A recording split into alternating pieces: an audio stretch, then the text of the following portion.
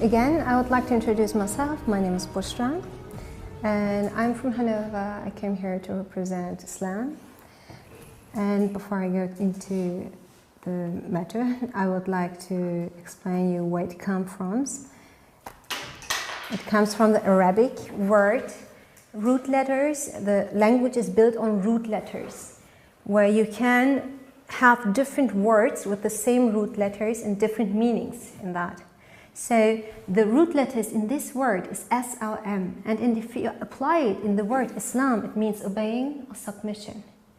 If you apply it in the word Muslims, just no, but I can't change I don't know the grammatic words in English, no mind. Then it means someone who has obeyed or someone who has submitted, surrendered to God, in the sense of to God. And in the word salam, these root letters in that word means peace, in the sense of whoever has obeyed or submitted himself towards God, he will achieve his peace with himself, peace with his environment. And it is different than the other religions in that term that other religions are mostly named after their founder or starter or after nationalities, like Judaism for the Jews, Buddhism from Buddha. In this case, it is more an attribute which you achieve in that moment when you are someone who has obeyed. Then you are a Muslim. Whoever you call yourself, doesn't matter. It's a general word which you can get. It's an attribute which you get on top of it. And if you look at the roots, what I'm going to explain you later on, you will see it's nothing new. It's pretty much counted in other scriptures as well. You will see the fingerprints of most so different religions in Islam. It's very fascinating, and still it's nothing new. And in special, let me tell you that this is an Abrahamic religion. It's a religion where the roots go back to the Prophet Abraham. From his line came the messenger for this. The Prophet is called Muhammad. And from the same line, from Abraham came Moses, the Torah, came Jesus with the Bible. From the other son, Abraham had two sons, Ishmael and Isaac. From the other son is Ishmael, and from him came Muhammad from his line with the final message in a chronicle way. First came the Torah, then the Bible, then the Quran. And if you look at the roots, it's again nothing new. What kind of roots are they? For example, to protect the poor, to protect the needy, to help the needy people, to protect the orphans, to be respectful against elders, to be merciful against children, and so on.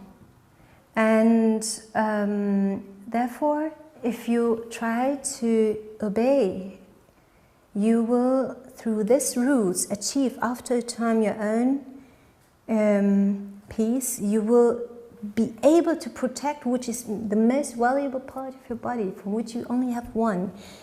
It is your heart. To protect your heart from getting hurt, in the metaphorical sense, your psychology, as well in the literal sense, your body. And to protect the hearts of others from getting hurt, because others in your environment has rights as well. You're not the king on earth. With that sense, all rules are built on it, like a manual how to live. Before I explain, let us go into the beliefs, Let us go deeper into the beliefs. What kind of fundamental beliefs do exist in Islam? So if you believe in that point, then you will get automatically that attribute as a Muslim. This is believing in one God, believing in the chosen prophets, believing in the revealed books, believing in angels, believing in the hereafter, believing in destiny and fate. And I would like to begin with the first point, which is, for me, the most important, and also from the perspective of Islam, the most important point. This is the belief in one God. And I would like to share with you how I came to this conclusion as well. And it's a thought experiment. It's a thought experiment where everyone maybe can understand why I came to this conclusion. By the way, I made this as well with you, as you can remember. It is, and you know it as well, Dora. It is an example, pretty easy. For example, if I tell you guys that we should leave this room, yeah, nobody's in this room, and we will come after an hour later, and we will see the chairs are in a specific order afterwards, in order like a cycle. Let's say it's in a cycle, okay?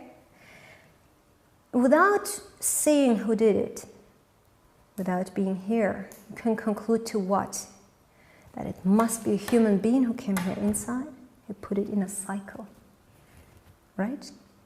Have ever someone from you seen that person? No, he didn't have to see that person.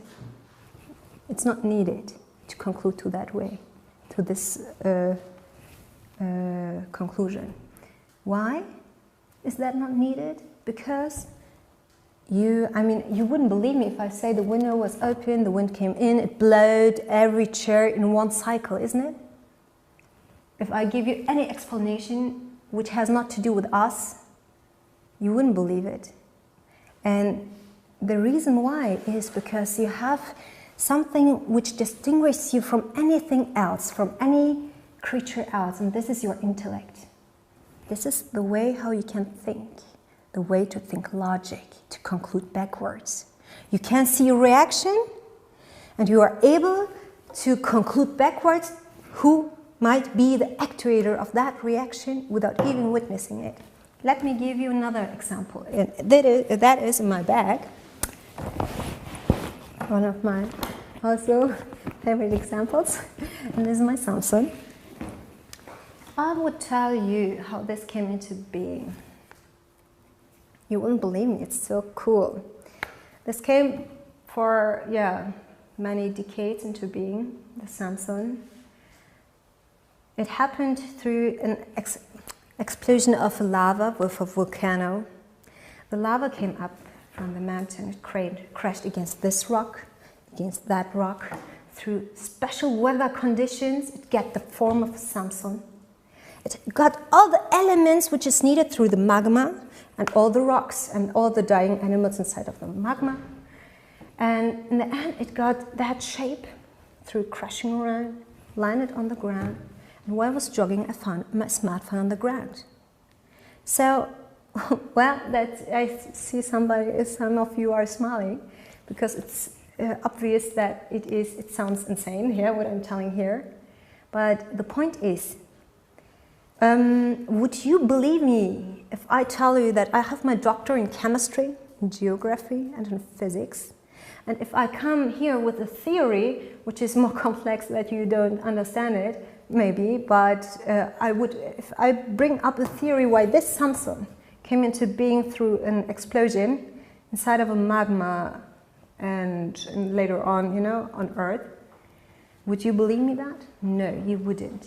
Why? Because I don't have to explain you that actually, because you have the ability, and this is here inside, you know the solution, even I don't have to tell you that it cannot exist through coincidence or from, that elements who are coming to this, end point. To have that elements are putting themselves together to have this shape, this which we call Samsung. Why? Everyone knows how complex a Samsung is. Everyone knows how many plastic engineers are behind this, electric engineers are behind this, and so on. Computer engineerings. They are all behind of this little tiny Samsung, right? You know it. Have anyone from you ever seen the doer of your Samsung? The creator of your Samsung? Have you seen him? Have you met him? No, you didn't. Still, you know it. You can conclude backwards. This is the element which you have, the intellect. And this is why I ask myself, how is it possible, guys, that the universe which works perfectly in a design, without any error in its beauty, it could be even ugly, it's not, it's beautiful as well. How this works without any error. And if I look further, deeper, the earth. What would happen if the earth goes, and we know it, even 1 inch closer to the sun? Everything would burn down. 1 inch further from the sun, everything would freeze to death.